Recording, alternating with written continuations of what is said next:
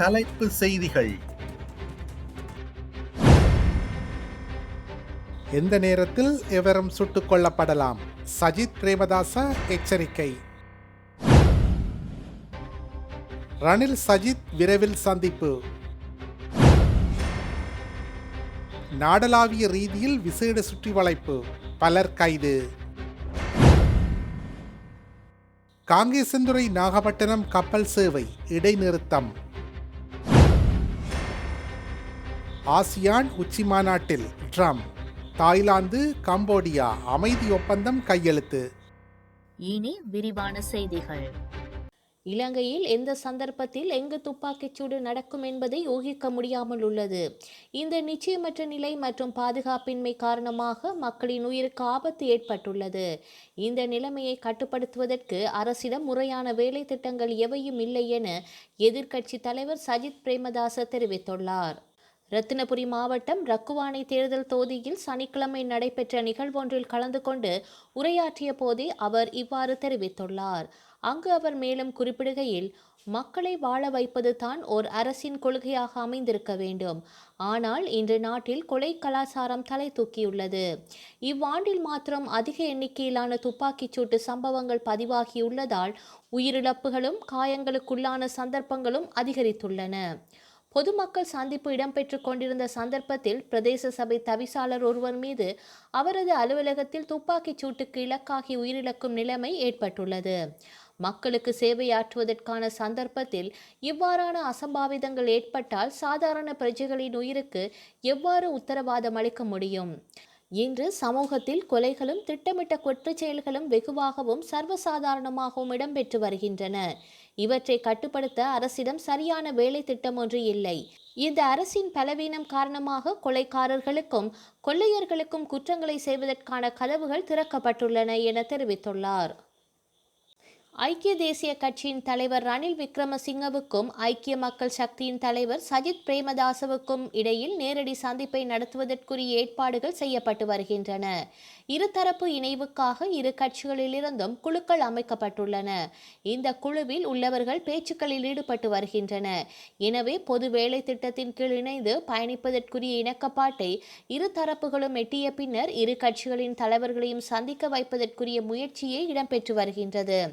அத்துடன் இருவரும் இணைந்து கூட்டு செய்தியாளர் சந்திப்பொன்றை நடத்த வேண்டும் என்ற கோரிக்கையும் முன்வைக்கப்பட்டு வருகின்றது. இரு கட்சிகளும் ஒரு கட்சியாக இணைவதற்கு இரு தரப்பிலும் எதிர்ப்பு கிளம்பியுள்ளது. எனவே பொது வேலை திட்டத்தின் கீழ் ஒன்றிணைந்து பொது சின்னத்தில் பொது பட்டியலின் கீழ் தேர்தல்களை சந்திப்பது பற்றி தற்போது அவதானம் செலுத்தப்பட்டுள்ளது. அதேவேளையில் நாமால் கருத்து தெரிவிக்கையில், ஐக்கிய மக்கள் சக்தியும் ஐக்கிய தேசிய கட்சியும் ஒன்றிணைவது நல்லது. அவ்வாறு ஒன்றிணைந்தால் அது நாட்டின் அரசியலுக்கு நல்லது. இவ்வாறு ஸ்ரீலங்கா பொதுஜன பெரமுன கட்சியின் தேசிய அமைப்பாளர் நாமல் ராஜபக்ஷ தெரிவித்தார். இது தொடர்பில் ஊடகங்களிடம் அவர் கூறியுள்ளதாவது: ரணில் விக்ரமசிங்க, சஜித் பிரேமதாச ஆகியோர் ஒன்றிணைய வேண்டும் என்பதை கடந்த ஜனாதிபதி தேர்தலின் போதே நான் கூறியிருந்தேன். அவர்கள் ஒருமித்த கொள்கையை கொண்ட கட்சிகளில் இருக்கின்றனர். அரசியல் ரீதியில் இணைவதற்கு எவ்வித தடையும் இல்லை. அவ்வாறு இணைவது நல்லது. இந்த இணைவானது எமக்கு சவாலாக அமையாது. எமது கட்சியின் பயணம் எமது முகாமை சேர்ந்தவர்களுடன் தொடரும் என தெரிவித்துள்ளார். குற்றம் மற்றும் போதைப்பொருள் தடுப்பு நடவடிக்கைகள் தொடர்பில் நாடு முழுவதும் மேற்கொள்ளப்பட்ட விசேட நடவடிக்கை மூலம் பலர் கைது செய்யப்பட்டுள்ளனர். அதன்படி சனிக்கிழமை 27,890 பேர் போலீசாரின் சோதனைக்குட்படுத்தப்பட்டதோடு சந்தேகத்தின் பேரில் 743 பேர் கைது செய்யப்பட்டுள்ளனர். இதேவேளை குற்றங்களுடன் தொடர்புடைய மற்றும் நேரடியாக 16 பேர் அடையாளம் காணப்பட்டுள்ளனர். மேலும் கைது செய்ய பிறப்பிக்கப்பட்ட பிடியாணைகளுக்கு அமைய 253 பேரும், திறந்த பிடியாணைகளுக்கு அமைய 170 பேரும் கைது செய்யப்பட்டுள்ளனர். அதே நேரம் மது போதையில் வாகனம் செலுத்திய 15 பேரும், கவனக்குறைவாக வாகனம் செலுத்திய 13 பேரும் போலீசாரால் கைது செய்யப்பட்டுள்ளனர். அத்துடன் பிற போக்குவரத்து குற்றங்கள் தொடர்பாக 3,944 பேர் போலீசாரின் விசேட சோதனையின் போது கைது செய்யப்பட்டுள்ளதாக போலீஸ் ஊடக பிரிவு வெளியிட்டுள்ள அறிக்கையில் தெரிவிக்கப்பட்டுள்ளது. இந்தியாவின் நாகப்பட்டினத்திற்கும் இலங்கையின் காங்கேசன் துறைக்கும் இடையிலான கப்பல் போக்குவரத்து சேவை நேற்று முதல் இடைநிறுத்தப்பட்டுள்ளது. குறித்த கப்பல் போக்குவரத்து சேவையானது கடந்த 2023ஆம் ஆண்டு அக்டோபர் மாதம் 14ஆம் திகதி முதல் ஆரம்பமான நிலையில் தொடர்ந்து முன்னெடுக்கப்பட்டு வந்தது. இந்த கப்பலில் நாள்தோறும் இலங்கையிலிருந்தும் இந்தியாவிலிருந்தும் சுற்றுலா பயணிகள், வியாபாரிகள், வெளிநாட்டினர் என ஏராளமானோர் பயணம் செய்து வந்தனர். இந்த நிலையில் வடகிழக்கு பருவமழை தீவிரமடைந்ததாலும் வானிலை மாற்றத்தின் காரணமாகவும் ஞாயிற்றுக்கிழமை முதல் எதிர்வரும் டிசம்பர் மாதம் வரையில் நாகை இலங்கை இடையிலான பயணிகள் கப்பல் சேவை தற்காலிகமாக நிறுத்தப்பட்டுள்ளது என்று கப்பல் நிறுவனம் அறிவித்துள்ளது. இதனால் கப்பலில் செல்ல இரு மார்க்கங்களில் முன்பதிவு செய்த பயணிகள் ஏமாற்றம் அடைந்துள்ளனர்.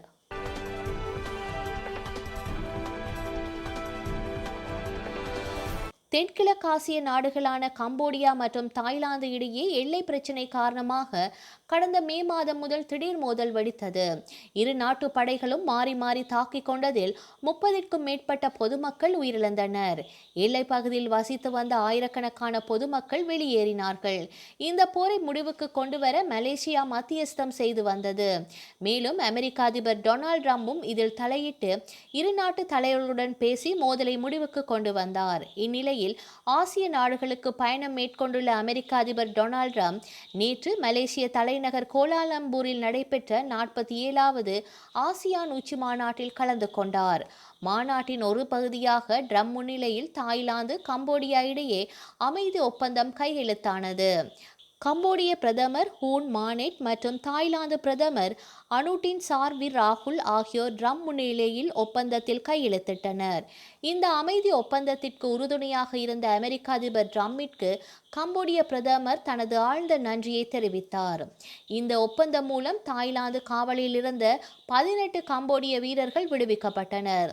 இரு நாடுகளுக்கும் தங்களுக்கு இடையேயான 800 கிலோமீட்டர் நீளமுள்ள எல்லைப் பகுதியில் இடைநிறுத்தப்பட்டிருந்த கனரக ஆயுதங்களை அகற்றும் பணிகள் தொடங்கியுள்ளன.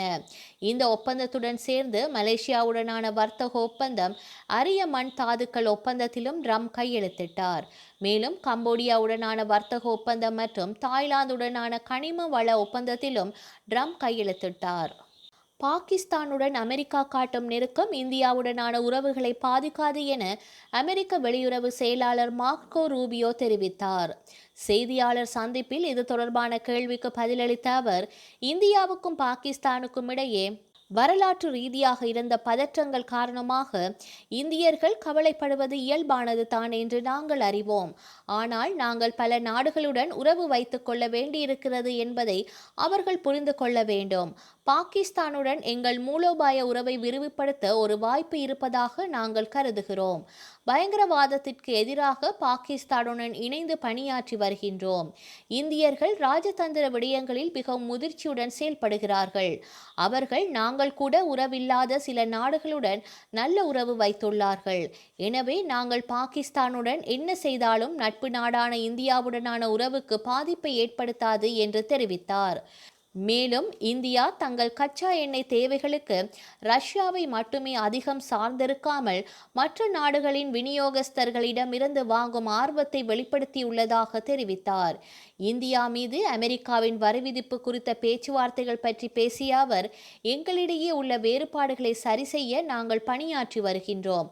ஆனால் எப்போதுமே இந்தியா எங்கள் கூட்டாளி என்பதில் எந்த மாற்றமும் இல்லை என்று கூறினார்.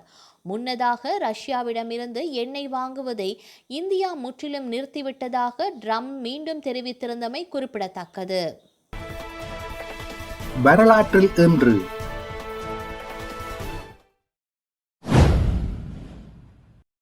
1958 பாகிஸ்தானின் முதலாவது ஜனாதிபதி இஸ்கேண்டர் மிர்சா இராணுவ புரட்சியொன்றில் பதவியிலிருந்து இறக்கப்பட்டு இராணுவ தலைவர் அயூப் கான் ஆட்சியை கைப்பற்றினார்.